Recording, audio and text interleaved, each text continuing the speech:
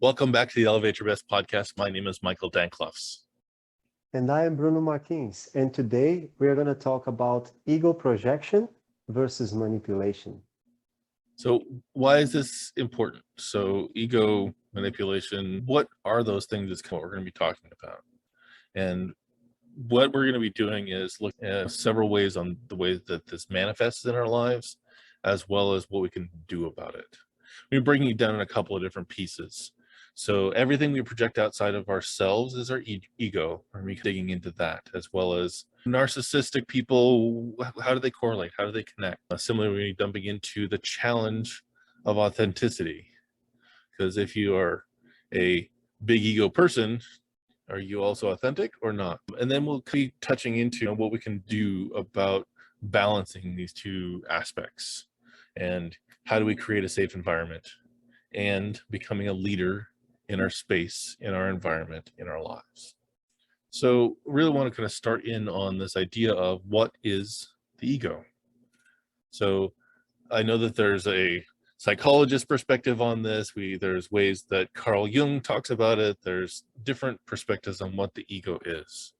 And really the definition we're going to be playing with here is this idea of that core entity that's doing its best to protect who you are, which tends to be the part that also hangs on to the definition of who we are based on our past, based on our experiences, based on what people have actually put upon us.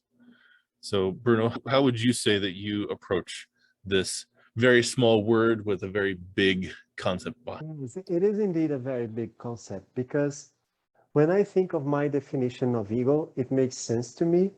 But then when you say your definition, it also makes sense to me, and they are very different. You tend to talk about the ego in this protecting the self, like the part of us that protects what we are.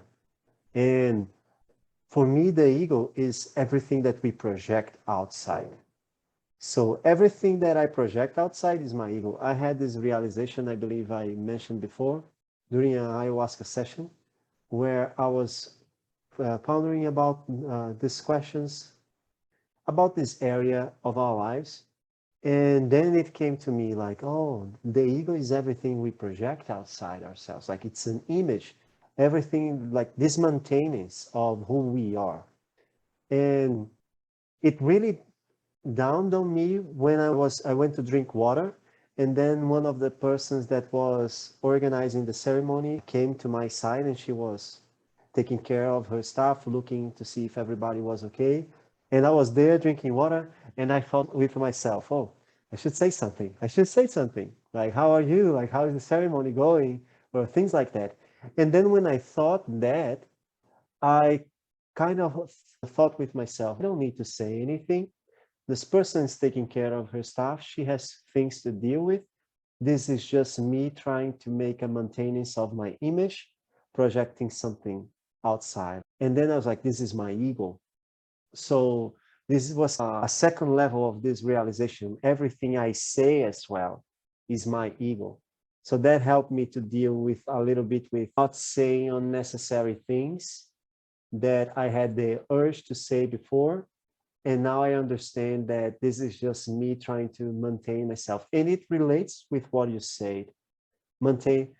This is just me trying to maintain an image of myself. And this relates very well with what you said, Michael, because if this image, if I believe myself to be in danger of social rejection, being rejected by the group, if I'm a people pleaser, perhaps I'm every time trying to say things that will maintain an image and transmit a good image of myself to others. How does that make sense to you? Does that make sense to you? It does. It does. And like I said, this is a small word with a big definition. If we go to the dictionary for this, the basic definition is a person's sense of self-esteem or self-importance. From the psychoanalyst perspective, it's the part of the mind that mediates between the conscious and the unconscious and is responsible for reality testing and a sense of personal identity.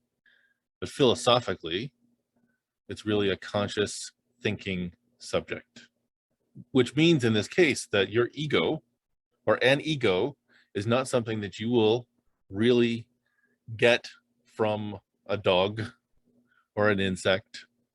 It's something that is a conscious thinking subject. That it's that aspect which does this translation, this support of the identity of who we are. And if somebody, so versus then what is manipulation?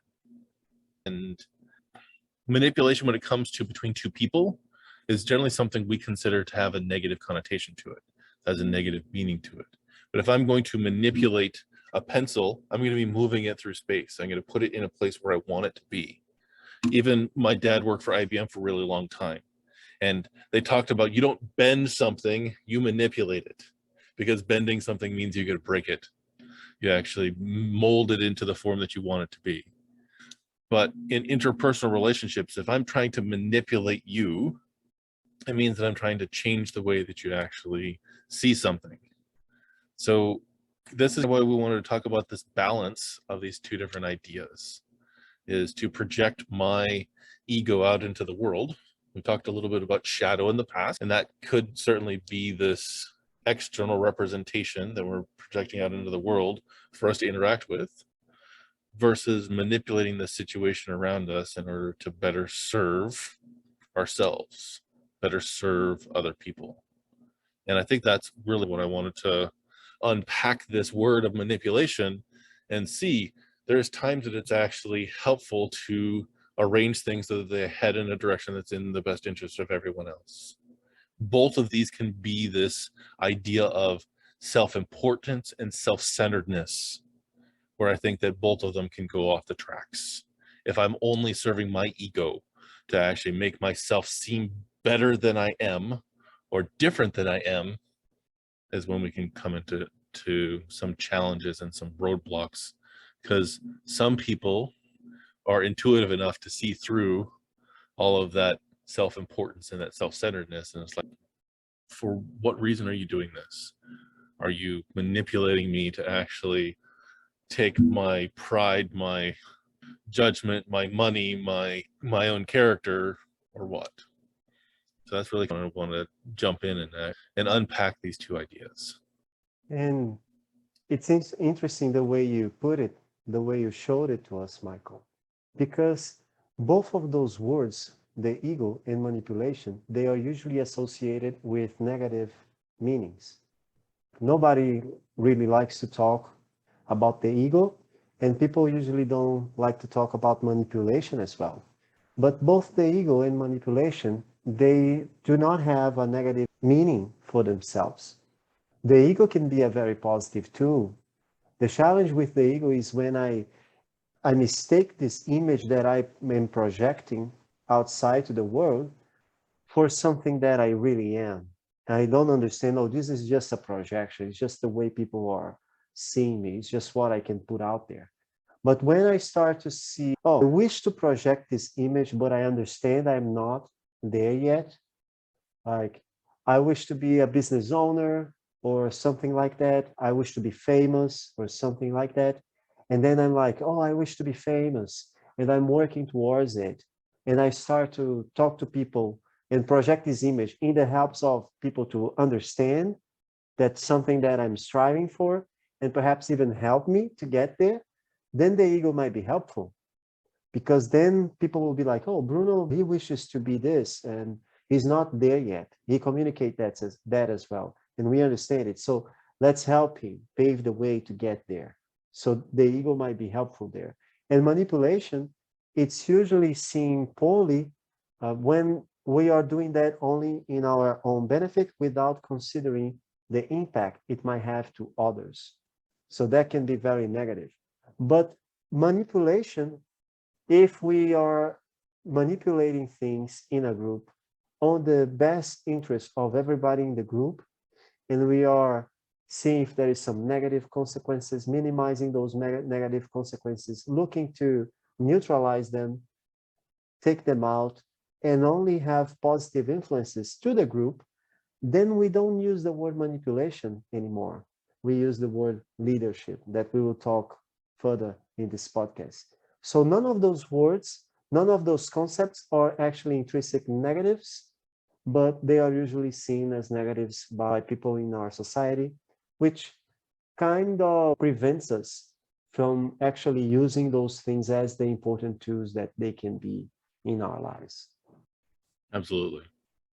So thank you for helping me kind of flesh this out. So these are the kind of conversations that Bruno and I like to have. We like actually unpacking words and finding the deeper meaning in them. If there's something that you want to hear more about and actually see the rest of our podcasts, our YouTube channel here, please hit the subscribe button down below. And it shows us that you're interested in more of these conversations that we're having. I really appreciate the kind of interactions, and we're starting small at this point, and we really appreciate everyone who's been engaged with our content up to this point. So the next phase, like I said at the beginning, is where does this show up? Where does this manifest in our lives? What are examples of this? So as Bruno was talking about, for him, everything we project outside of us is our ego, that which we're actually like interacting with, that impression, that mask, that role, that place that we're defining ourselves at to the world. And it tends to be that when we're doing this kind of projection, that this is a space where we want to influence other people to see things in a particular way. So that sometimes is through the vocabulary that we use. Sometimes it's through the dress that we put on, the clothes that we're wearing. Sometimes it's by the organizations that we're involved in, or on social media, the things that we're actually liking or resharing or what have you. Each of those is a way that we are expressing out to the world the identity of who we are. But is that the true version of you is the question that I have. Is this a mask that you're putting on to mask what's underneath, or is it the purest version of you? Because I don't want to be Bruno. I want to be the best version of Michael I can be. I think Bruno does the best version of Bruno that he can be.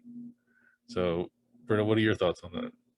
I think, Michael, that as many things that we speak here on the podcast, it's all related to the purpose. What is the purpose when we say something? When we follow someone, share something on Instagram, Facebook, on TikTok, what is the purpose? What do we wish to accomplish with that? And the challenge is when those actions are actually unconscious. Like, it's good for me to project something, as I said before, when I have a purpose. I have a vision for myself, I'm conscious about it, I have an objective I wish to achieve. So then I project that image and it serves me. So it's good. And it might even be manipulative in the ways that I want something to happen from this. But then I have this purpose. And is this purpose authentic? Is this purpose beneficial for me and for the people involved? So everything is okay. But sometimes, particularly with the ego and with the protection, with some image that we have, we might be coming from a place not from purpose, not from proactiveness and wanting something to happen that we, with intention, that we wish to create, manifesting something in our lives, but reacting to fear. Fear of rejection, fear of missing out, maybe even wanting to project a value that we don't believe we authentically have. So when we also, everybody's doing dancing on TikTok, so I need to do a dancing video on the TikTok as well. But then it's not something that I wish to do, and it's not something that I'm doing in a way that benefits me, that I will reap something, sow something from that. And some people might hear me speaking and say, so everything that you do, Bruno, you do with an intention, you want to take something out of it? Of course. Like the farmer, he's not going to be losing time in his farm. He's going to be sowing. He's going to be cultivating his field. The challenge that sometimes we are so much engaged in a world that everything is there for us, like our survival is so guaranteed, that we lose the purpose in our actions. But if you take a look at our nature, and if you think about it, everything that we do, it's good when it has a purpose. It's good when it has an intention. And if everything that we do can manifest something positive in our lives, why are we gonna be wasting time doing things mindlessly, unconsciously, and without understanding that what product they will produce at the end, just doing that. And I like this idea that really for me, it's about living intentionally. It is a lot of what my coaching practice is about. It's a lot about what we're talking about in the YouTube channel. It's about getting closer to this space of living intentionally. And like many things, like you mentioned, TikTok, or if you're talking about your smartphone or anything else, each of those is a tool that allows you to accomplish something. So is your ego. The biggest challenge that I agree in some of what you're alluding to is that your ego is not the totality of who you are. Your ego is not your identity. As much my hand is not who I am. My brain is not who I am. There is this entity, this identity, this spirit that's on this human journey.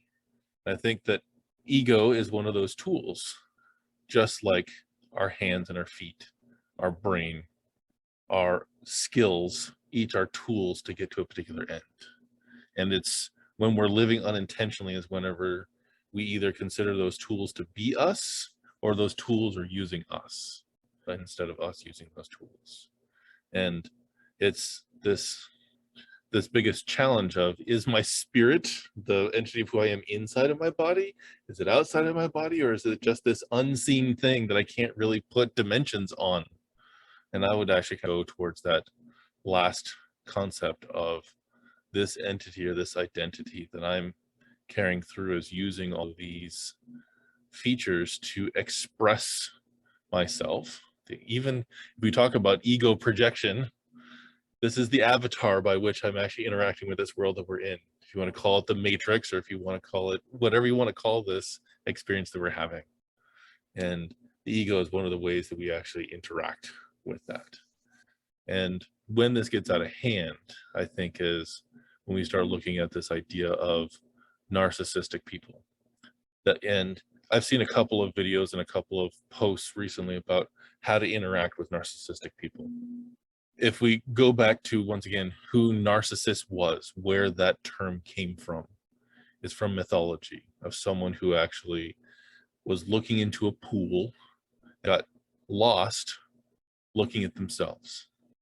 They got so enamored by themselves that they got stuck there indefinitely, where it was all about admiring who they are without any sense of where they were going, what they were doing. They just got so enamored by themselves that they got stuck there. And how that's represented now in the world is someone who solely does things for their own benefit, in many times with no regard for what it costs someone else. So this can be competing for a job where you put out, where you are knocking people over professionally or physically in order to get to the end result. Should you fight for a job? Should you actually defend your position? Absolutely. Should you promote who you are and what you bring to the table? Absolutely. But whenever we get to this narcissistic spaces, whenever we put down someone else in order to make ourselves look better, that's the space where I think that we need to be aware where ego and manipulation get out of hand. And there we can refer again to what I was saying just now. We must have a purpose in whatever we do, because then we are living unintentionally. We don't want to live unintentionally. We want to live an intentional life. So it's much better, much more productive. But then when we have like only ourselves as the purpose, and it's a disconnection. For me, it's a disconnection. I had to deal with a lot of narcissistic people in my life. I even think I attract those kind of people because my relationship with my sister, she's very narcissistic. And I still have to figure it out, all this. But I work with people in sales job where I would go out to get some information. And then when I come back, another salesperson that knew that I was attending that client came there and stole my sale. The person was already closing the sale with the people, and I can't do anything. I work in jobs where in the working environment here, there's a lot of backstabbing and rug pulling. So because of the scarcity here in Brazil, the economy is not that strong. So you have to deal with a lot of narcissistic people. And it's exactly what Michael said. When we just put ourselves on the spotlight, when we just think of ourselves, it's more common when the environment is not an environment of abundance. Because when we have enough for what we wish, we tend to look to the other and want for them to thrive as well. Like, I have enough. So this person here is looking for something, let's help them. But when the environment doesn't have enough for everybody, people start to hoard whatever they have. And they start to be very protective. And they don't think a lot of the others. I think it's a lack of connection. But the key here is it's not for us not to have a intention and to not have an outcome and not to talk to people. I want this, help me. Or I want this and you have something, let's make an exchange. That's not the problem. The problem is that when I make an exchange and I know that what I have is not good, it's detrimental. I know that the thing is about to break, but then I make a deal with somebody to exchange that thing. And I'm thinking like, oh, that person will solve that on their own. It's their problem now. We made the exchange now. It's much about not being so self-centered and not keeping so much of scores. You're trying to make an exchange and make sure that you win and the other people lose. Because there are some people, Michael, that for them to make an exchange and for them to be happy, it can't be an equal exchange. They need to trade something and they need to feel like they want something. They got the better part of that deal. I don't know if you have to deal with that a lot there. I know that there's a lot of people like this everywhere in the world, but here we have to be very watchful, and people are very suspicious of everything. I'm a person that I try to make partnerships. I try to make deals with other people, and it's very challenging for me because when I approach, everybody's very suspicious because they always think, what is this person trying to take from me? And once again, that's kind of downside, if we will, of this idea of manipulation, because people have used their skills and their knowledge in order to extract out, take, and sometimes steal things from other people. And it's why sales and marketing for me is such a challenge, because I don't want to come from this place of manipulating other people. I want to come from a place of serving other people. And in that space, there is going to be an exchange. So, in fact, on many different occasions, I've told somebody is I'm not going to sell you something I don't think you need. And I want to come from that place of, if there's a need there, I want to help fill it in the best possible and most efficient way. That's going to be in a place where both of us will win at this. But from a narcissistic perspective, when things actually go to that space, like I'm sharing my experience here from a place of not me trying to manipulate you to say, hey, give me $50,000 of your hard-earned money. It's more that I'm actually showing you that I've been there. I've been through that. And someone who is narcissistic has a tendency to project vulnerability purely to manipulate.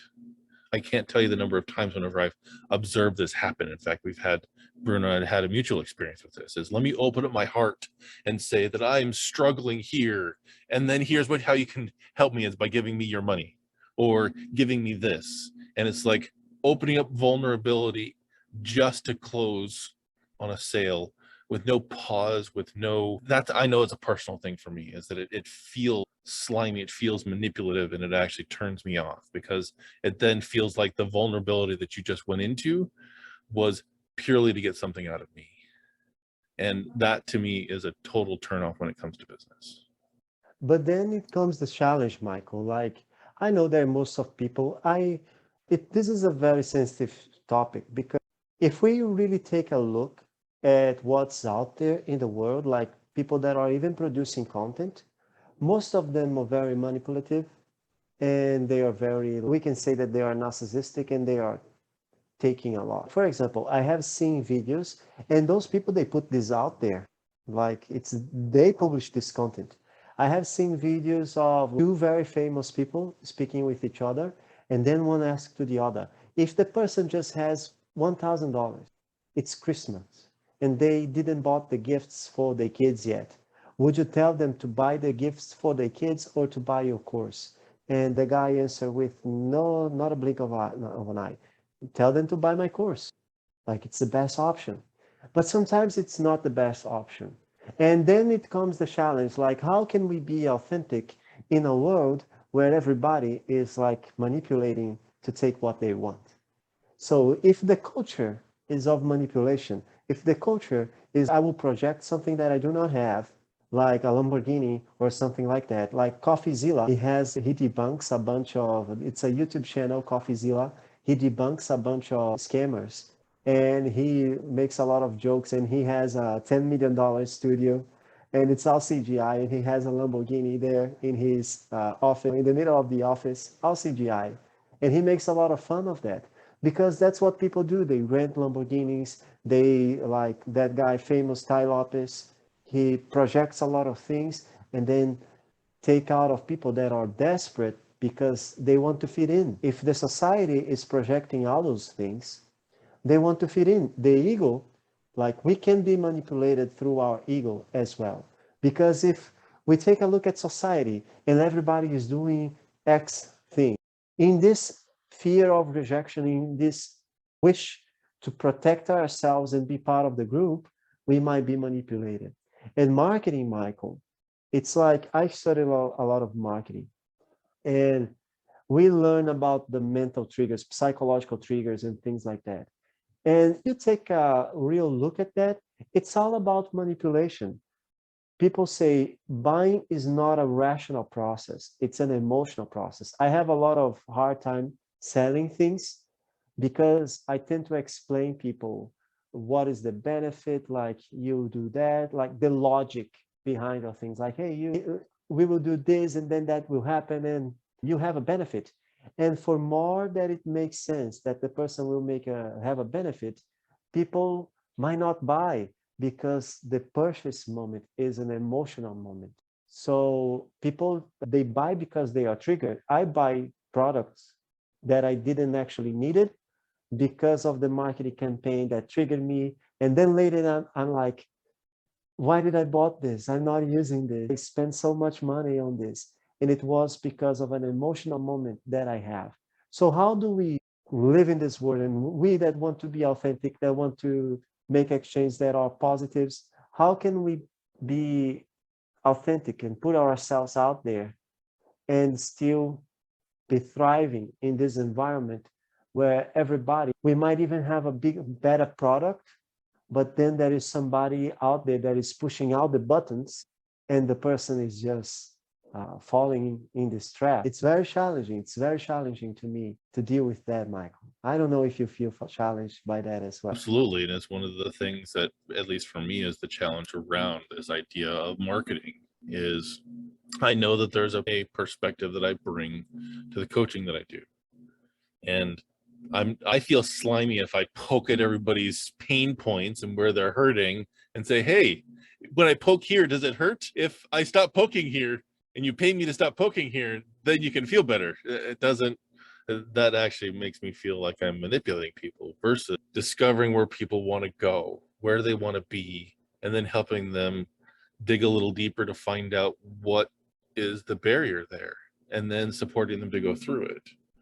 And it can be difficult to go to that place of, hey, this is how you can pay me to do this.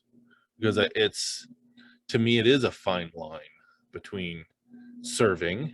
I have a service that I believe I can bring to someone to help them solve a problem versus talking somebody into or selling somebody on a project or a service that they don't need. And there have been a couple of times, even actually when I was going through my training, I went through a role-playing exercise and told my trainer as I'm practicing coaching is, I don't think I'm the right person to help you through this. I see these places, but I've never been there and I wouldn't know how to approach that. There may be someone else who's more qualified to do that. And maybe that's thinking little of myself, possibly in that space, which is a possibility for sure. But I also think that there are people who are aligned with serving that purpose in a better way. And in shining a light on them being amazing at what they do, I think is just as important as shining light on what I am really good at and have a purpose here to do. And I really, for example, when you do an interview with the other life book leaders, I really like that because then you are presenting someone that is selling the same product that you are, offering the same service. Hey, this person can help you. But those people, they have a different story. They have a different background. They have different experiences. So they might be a better fit for someone else to go through this journey with them.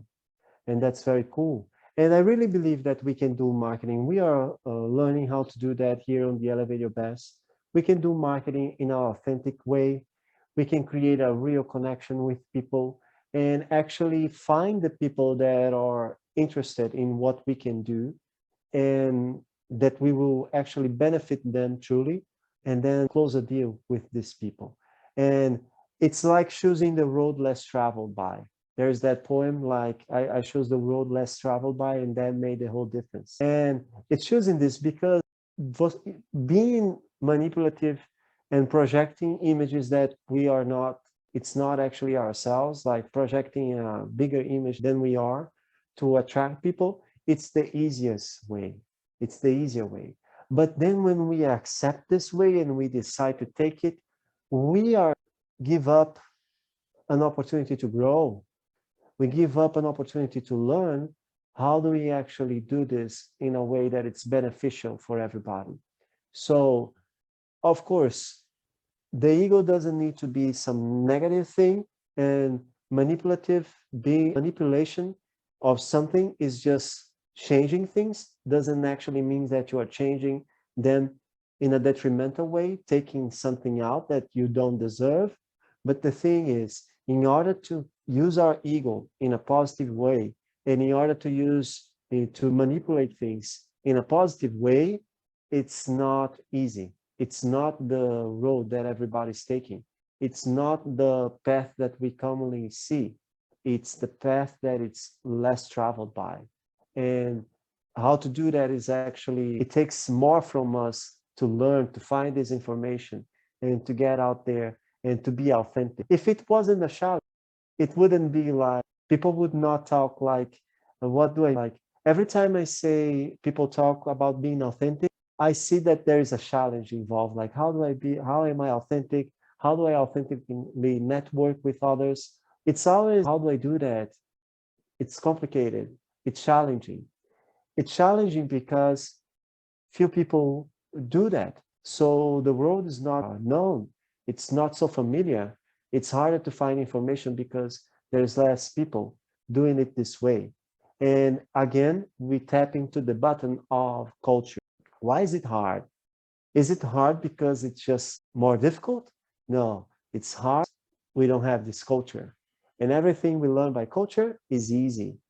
But later in life, when we didn't learn something by culture and we wish to cultivate those characteristics on ourselves, it's harder because our self-programming is a bit different. It's on the easiest way. So it's easier to project an image that we don't actually, that's not actually authentic. And it's easier to understand what is the emotions of people. How can I just trigger them? And people do that. They project an image, they trigger, and they are not worried about delivering sometimes. And it's always good for us to be worried about this. It's a bit of accountability that comes to the core values that we talk so much about here in the Elevator Best podcast. Accountability. If you are accountable for what we say, I said that, and I'm actually going to deliver. If we are accountable for what we promise, I promise you that, and I'm actually going to deliver. If we are accountable for keeping a healthy environment and making sure that everybody on that environment is thriving, doing okay, then all those things, they come up. And one last thing that I wish to point into this aspect, Michael, and people out there that are listening, is that if you take a closer look, there's not many things for us to learn in order to actually have all those positive traits. They must be unfamiliar to us, but there's not many things because, for example, we just got to the point where all this relates to actually accountability, being accountable for what we say, for what we are committing with others. And you see again, commitment.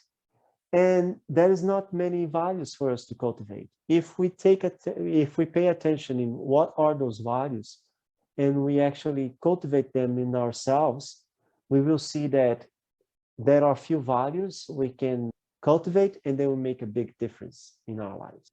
So I really like this conversation about authenticity. I know it's something that's been battered around recently, and it's what can I do? Tell me the steps that I need to go through to be more authentic. That's the weird part, is that there aren't steps to being more authentic. That's actually putting on another identity, another mask, another projection of who you think people want you to be.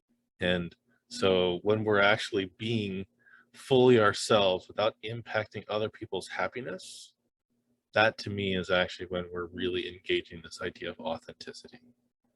It is this, like, the positive aspect of this ego projection, when we're actually being unapologetically who we are from a place of, this is how my light shines, knowing that I'm not competing my light with the person next to me or the person who's on the other end of a phone or a Zoom meeting or whatever. That's when we're actually being authentic. If I'm saying something that I think you want to hear, which I've been that person, to be the people pleaser, then I'm actually being dishonest with you, and I'm being dishonest with me.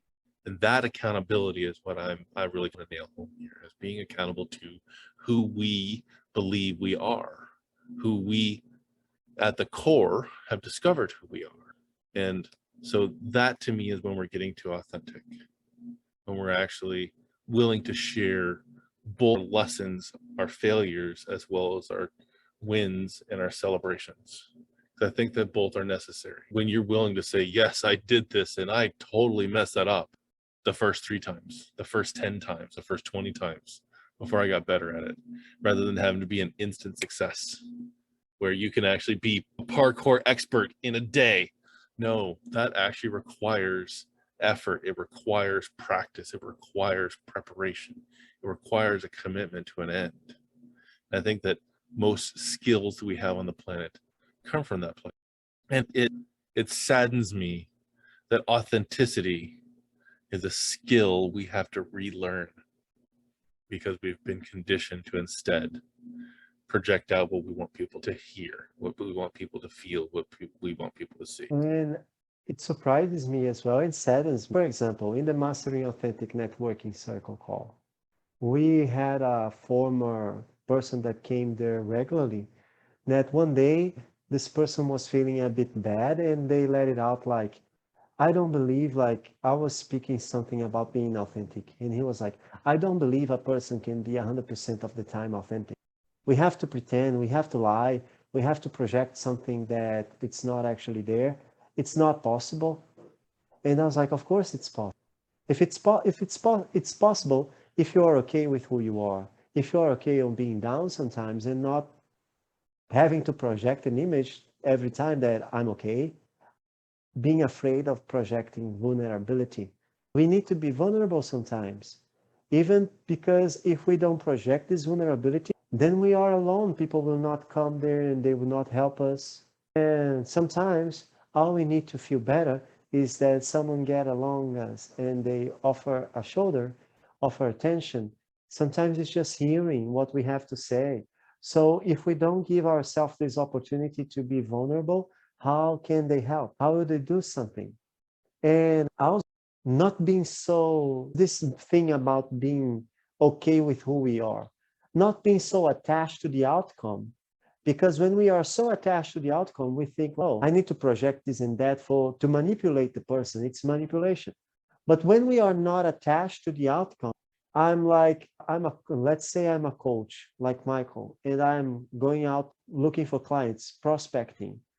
If I'm not attached to the outcome, I can just serve this person on an authentic place, that person that I met, and actually share knowledge, serve, and be authentic towards that, and be confident that by being myself, eventually I'll get people that are interested. I'll find people that are interested, and they will engage with me and they'll buy my product. Because if I'm so attached to the outcome and I need to manipulate people, project an image and manipulate people to get that outcome that I want, then it's hard to be authentic. It's hard to be myself. It's hard to be comfortable with who I am. But what I really want to say is that when we accept who we are and we are okay with that, like I'm a singer and I just want to sing, it's easier for us to find people that are interested in hearing us. Yeah, and I've seen so many times that there's been examples of when people being authentic, when they actually go to that place of vulnerability, that they actually get a lot more support than they expect. I saw someone recently on LinkedIn that I had to engage with. I think someone had just, in essence, liked it that was in my feed. And someone who put out there that they ended up going for a job interview and actually had a job offer for a new job. And after the person had already given their notice at their prior job, that offer was actually rescinded. It was pulled back, even though this person had laid out already that they were a felon. They'd actually had a criminal background. And they said, no, it's no problem. And then after the offer was made, they had to pull it back because there was something that popped up. And this person shared this in a public forum like LinkedIn. And the amount of support that this person got because they shared their struggles, but also she took it from this very graceful place of, it's the rules by which they need to play by. She still played it gracefully after this. She was able to go back to her prior job. They rehired her, which is awesome.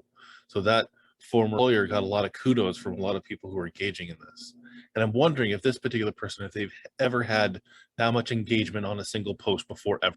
It was explosive for this person.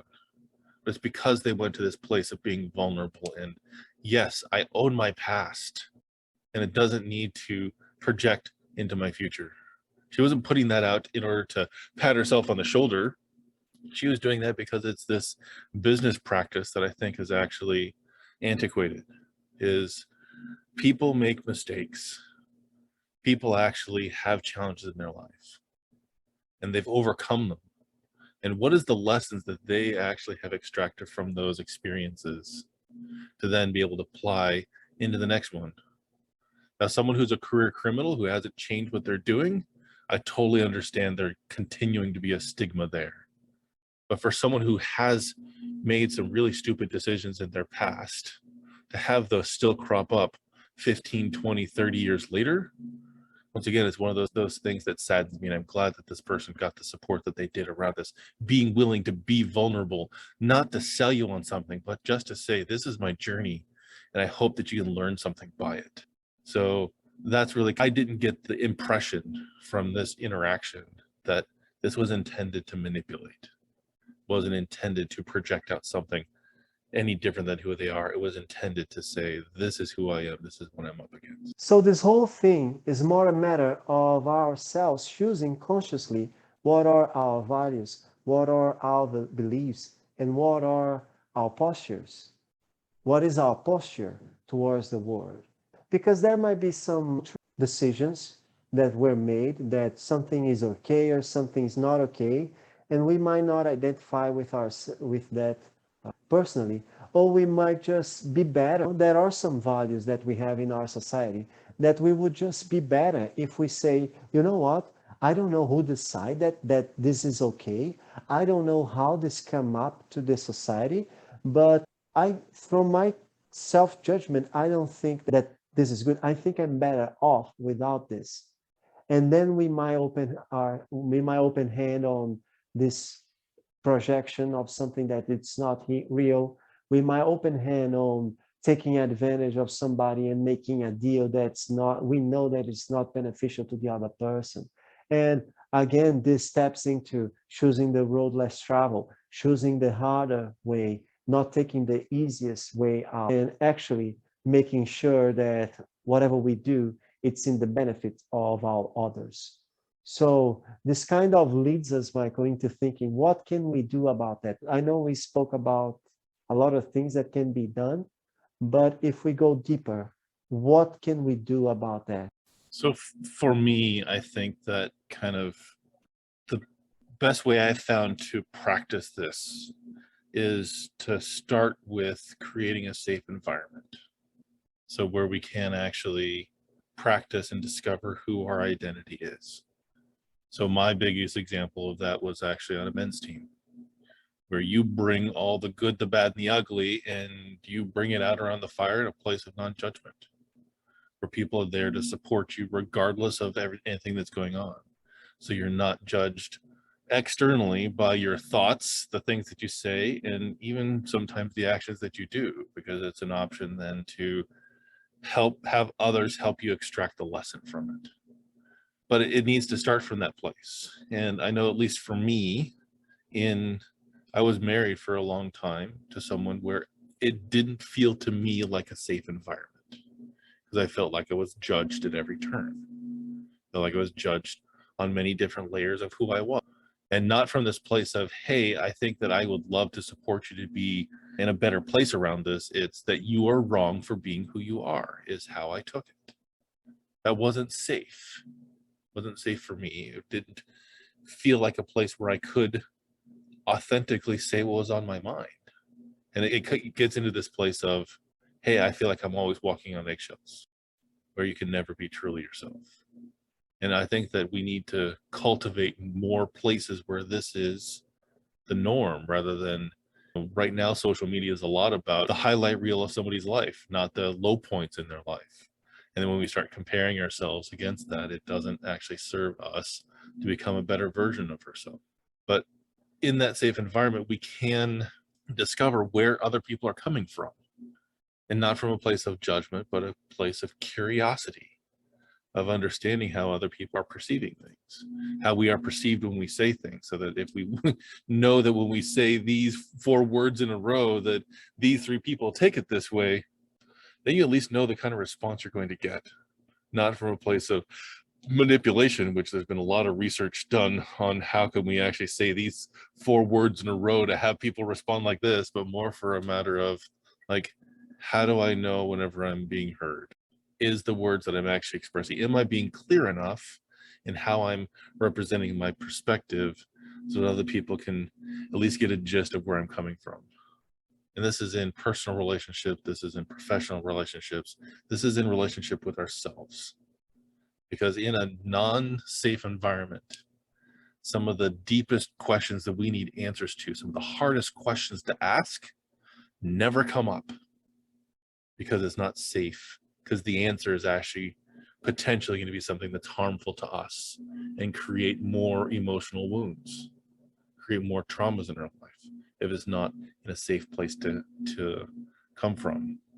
So it's starting with creating that safe environment.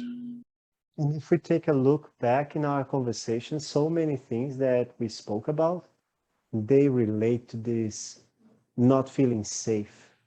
When I spoke about scarcity and how this drives a lot of backstabbing and rug pulling on the workplace here in Brazil, it's because people don't feel safe. Like, why would I steal a sale from another salesperson if I think I have myself covered?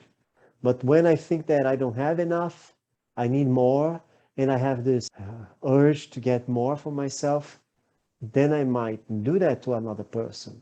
So for ourselves, creating a safe environment, it's better. For example, I was speaking with some people yesterday, and they mentioned United States economy and things like that. And I was like, the United States economy is stronger than ours because they actually care about creating a safe environment for everybody. They actually take time to think about a national identity, like we are American, we need to take care of each other.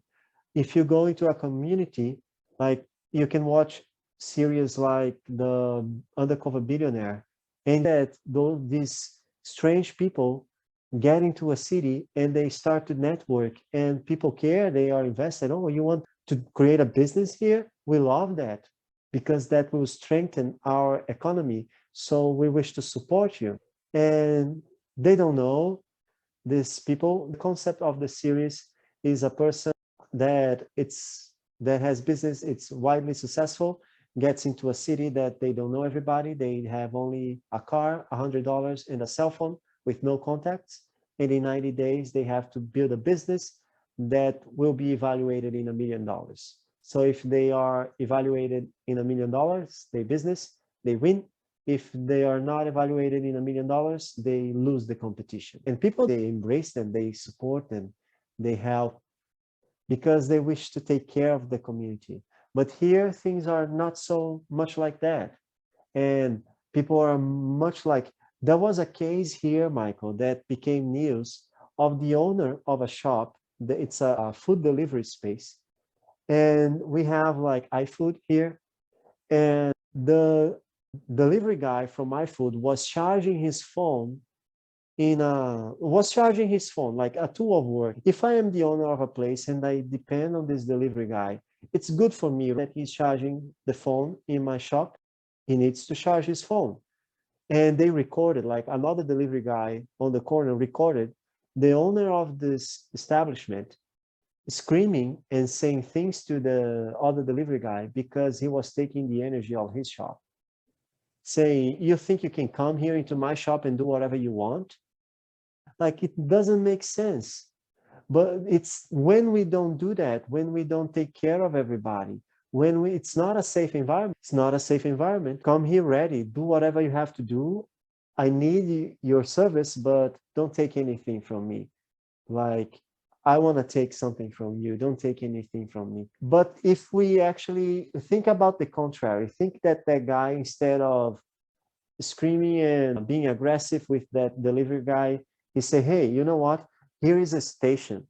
When you get here and you are waiting, you can have water, you can charge your phone. There is a place for you to sit. People would love people would get around there to wait for requests to come out.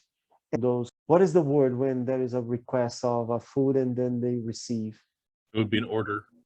It would be an order. They would be waiting for new orders there because it's a safe environment. When we take care of the environment thrives. People want to be there. People want to be part of that. And there are many examples I could share right now about this. But when people don't feel safe, they tend to retract. They tend to do just whatever it is required of them and try to be under the radar. But when the environment is abundant and it's safe and people feel welcome and they feel it's good for them, they want to make part of it. They try to help a little bit. They go an extra mile and they wish to see that environment that is taking care of them also to thrive. So actually taking care of creating a safe environment, nurturing around ourselves, a safe environment, not only for ourselves, but for everybody that is involved.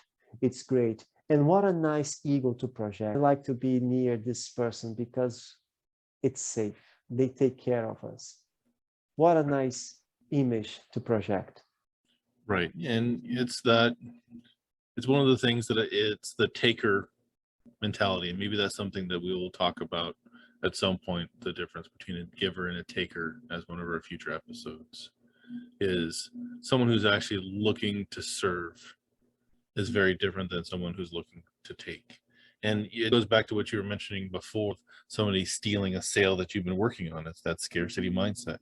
In a space of scarcity, you're going to get more scarcity if you're focused solely on scarcity, versus if you actually build into the idea, the concept of abundance of, yes, I have enough abundance to allow you to charge your phone here. As you said, it breeds a position where people are going to be more than just enough people. So John Maxwell talks about that a lot in a couple of his leadership books, is if your team is all about just enough people are doing just enough to not get fired, just enough to get their job, just enough to actually make that extra $3, $5, $50. It's a very different mindset than what you said of the person who's going to go above and beyond because they know how much you're going to appreciate the work that they're doing. Appreciation goes a long way. And it's one of the things that I liked about that quest in Mastering Authentic Networking is that the packets of generosity, the generosity that you give can be purely about appreciation, because people many times all they're looking for is acknowledgement of what they're bringing to the situation, to know that they are valued for what they have to give. Even if it's just a smile, thank you for having a great attitude. If that's what you're carrying with you, if it's your analytical mind, whatever your strength is, show that, bring that. And be okay with you having your weaknesses and having people in your environment when it's safe enough that you can actually say, this is a strength of mine and this is a weakness, and someone doesn't use that weakness to slide the knife in. Instead, they actually look at a place of how can I shield your weakness with my strength. That to me is what builds strong team. Yeah. And understanding other people's perspectives, understanding that we are infectious, human beings are infectious. So when we decide that this is the ego that we wish to project, the image that we wish to project, and that the manipulation that we wish to do around us is to improve the environment and to make a safer environment for others, then we are infecting others with these values because they will see that on us and they will be inspired to nurture the same values in themselves. And when necessary, making sure that we have those hard conversations. Because sometimes it's not easy. Sometimes we need to have the conversation that we don't want to have, we wish to avoid. We need to get other people's attention and say, hey, look at this, and people are not interested in looking at that. I'm having a lot of those hard conversations with my mother. This past year has been a lot of growth for myself, and I'm facing a lot of challenges because there are some conversations I wish to have with her that she just doesn't want to look, Michael. She just doesn't want to go there. And I'm like, Mom, I'm not having these conversations to attack you. I'm not having these conversations to blame you for something. I'm having these conversations because I want to improve on our relationship. I want to improve on our dynamics, because ignoring the challenge that we face in our lives, it's not the way. It's necessary to look. And the more that she resists, but when we have conversations, those hard conversations, I can feel tangible change, positive change, Michael. It's hard to have the conversation. There is resistance. But afterwards, I can see that it brings improvement. We get closer, our relationship gets better. And problems that we're repeating, cycles that we're repeating for so long, suddenly start to repeat themselves because we took the time to have the conversation, to take a look for the things that are in our environment for what they are, and to actually decide this is not how we wish to live.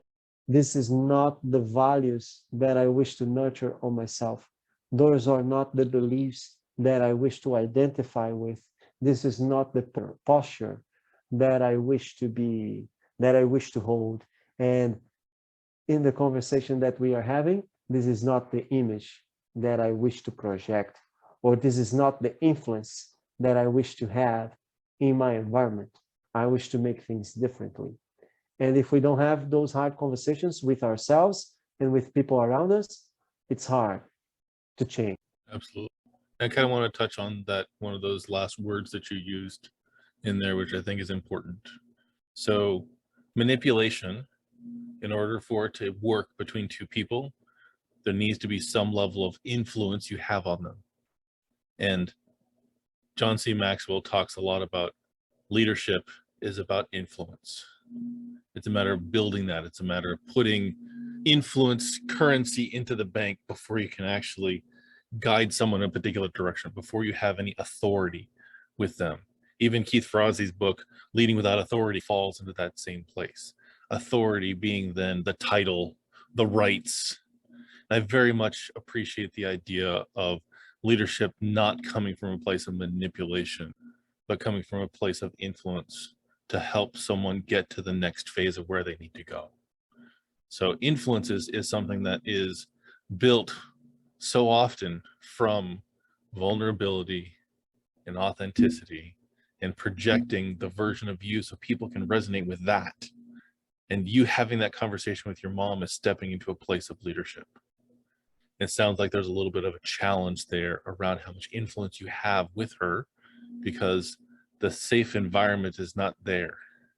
So starting with building that safe environment is, in my mind, the role of a leader, is to create the safe space where we can all thrive, and then cast a vision, hold people accountable from a place of, I know you can do this. What's in the way? What barriers can I help you overcome? What influence can I bring outside of this environment to actually make your job easier so we can deliver on deadline, on time, on budget, on whatever the larger goals are for that particular team that you're in. But one of my favorite sayings of John Maxwell is that if you are actually going somewhere and no one is following you, you're not a leader, you're out for a walk. It requires us to build up that rapport, that connection, that relationship. That's where the influence comes in.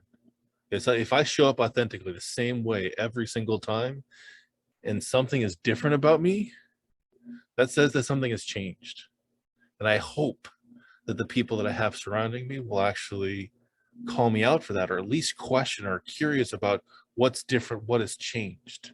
I think that's also this place of authenticity, that in this safe environment, how we can get away from this projecting what we want other people to see or manipulating people to get what we want. It's a matter of having that deeper connected relationship with someone to the point that you can say, wow, you're doing great today. I'd love to see more of that from you. Or, wow, you're a little off today. What's going on? Not from, I can now get dirt on Michael right now so I can actually sabotage him, but more on, is there something going on outside of this that you need help and support with that you haven't talked to anybody about? And can I be that person who can support you, be the person who can help problem solve with you, or just be the person that listens?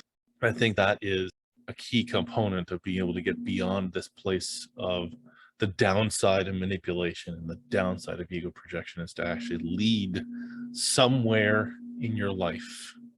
It can be a team at work. It can actually be a volunteer organization. It can be in your family.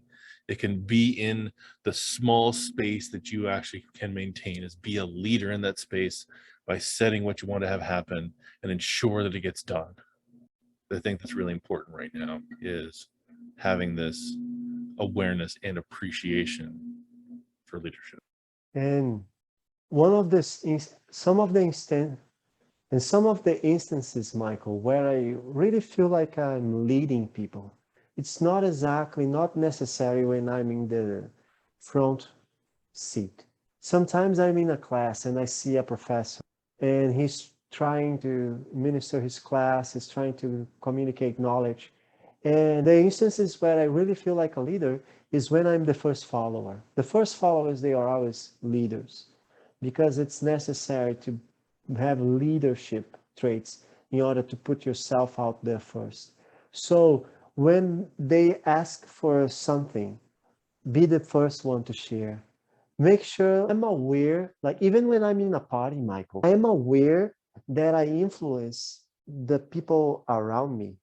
Sometimes when I'm in a party and I am dancing, because I am dancing and because I am with a good posture and because I am like enthusiastic with the music, and I'm contagious to my friends. And then there's 3-4 people that are with me and they get engaged as well, and they get excited as well. And then everybody's excited with the music, everybody's dancing, everybody's happy.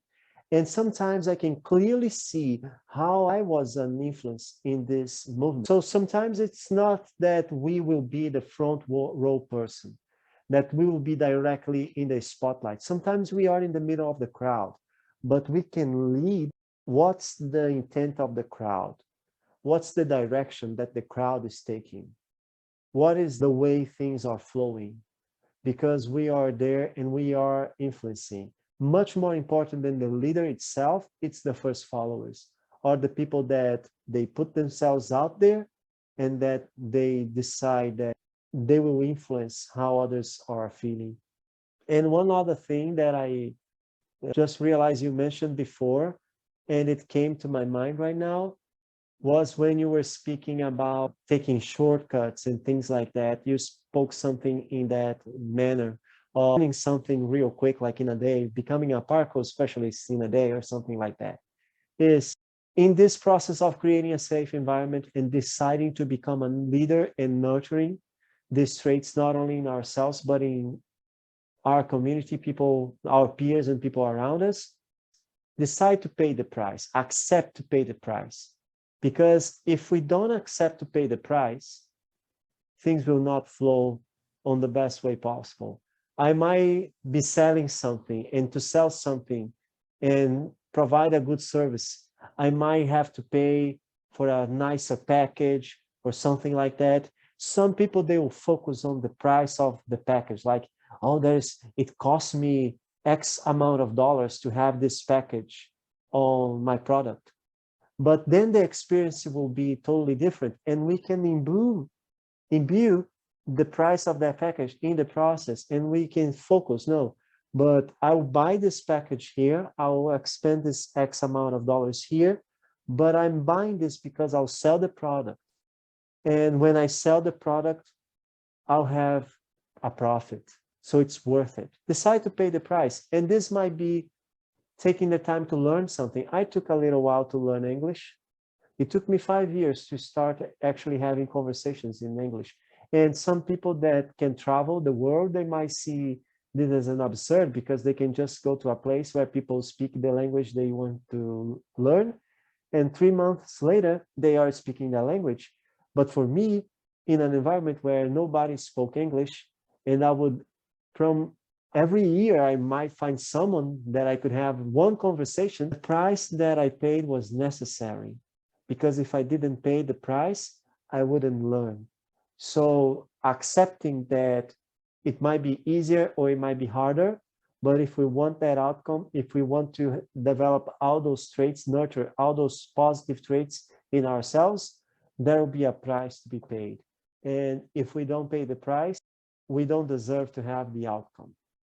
There's another side of that paying the price aspect too, is if we've been going through our life for 10, 20, 30, 50 years, projecting a different mask of ourselves and manipulating people around us to get what we want, when we shift and change that, if we actually move to a different way of being, there is going to be a different response from the people that are around you. There is. Positive or negative, there's going to be a change, there's going to be a shift. You may lose people who've been in your life for a long time if you change the way that you are, because they're used to the way that you used to be, and they're still stuck in how they are. They may still be competing with the same edge that they used to, that required manipulation in order to get anywhere. So you may need to find a new way to present and represent how you sell if you're a salesperson and manipulation was the primary tool that you did that. You may also lose sales for a while because the customers that you work with are used to a different way of you selling or a different messaging that you're actually going to bring. So there is going to be a shift. This kind of change isn't something that you snap your fingers and it's done. Just like we were talking about learning parkour. This is also something that requires some effort to unlearn what you have learned. One of my favorite quotes of Yoda is, you have to unlearn what you have learned before you can move forward. It is the beginner's mind, the student's mind, is that no matter how much you know about something, if you come from a place that you already know everything, there's no space to learn something new. But that's really what I wanted to nail on here for paying the price, is that there is a cost for how you've actually been working up to this point in your life. And there's going to be a new cost if you change the way that you do that. And some of that, it's like if you've always driven an automatic transmission car and you now want to save the gas mileage right now with how high the gas prices are by learning to drive a manual transmission. There is a learning process if you've never done that. It's going to take a while where you will actually burn more gas as you're learning how to drive a manual transmission versus the automatic. But in the course of time, you will actually gain that skill and you will then reap the benefits. It's the same thing for somebody who's going to work out, someone who's going to learn a new language, a new skill.